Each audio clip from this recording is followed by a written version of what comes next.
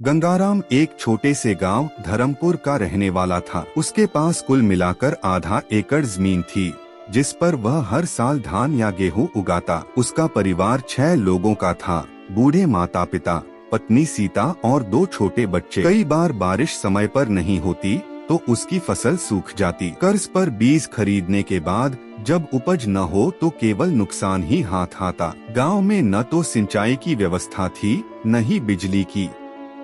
बारिश पर ही खेती निर्भर थी। फिर भी गंगाराम हर सुबह सूरज से पहले उठता, अपने बैल नंदू के साथ खेत जोतता और फिर दिन भर मेहनत करता।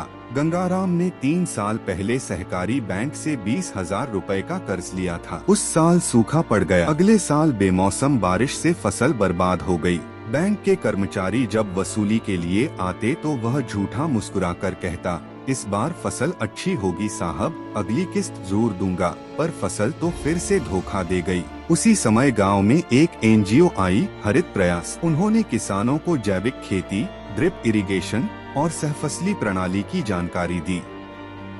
गंगाराम ने ठान लिया, इस बार कुछ अलग करेगा। उसने बैंक के बजाय गांव के पुराने शिक्षक हरिप्रसाद जी से मदद ली, जिन्होंने उसे छोटी सी सब्जी की नर्सरी बनाने का सुझाव दिया। गंगाराम ने 2 कट्ठा जमीन में टमाटर, मिर्च और धनिया उगाई। पानी की कमी के बावजूद उसने पानी को इकट्ठा करने के लिए छोटा सा तालाब खुदवाया। धीरे धीरे सब्जी का काम चल पड़ा। वह हर हफ्ते पास के कस्बे की मंडी में जाकर सब्जी बेचता। महीने के अंत में उसने 3,000 रुपए कमाए, अपने जीवन में पहली बार। अगले 3 महीने में उसकी सब्जियों की मांग बढ़ गई। उसने आसपास के 4 किसानों को भी इसमें जोड़ा और एक छोटा समूह बना लिया।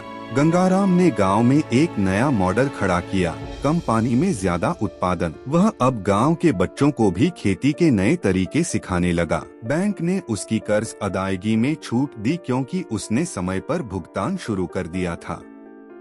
अब वह बर्बाद किसान नहीं बल्कि मॉडल किसान बन चुका था।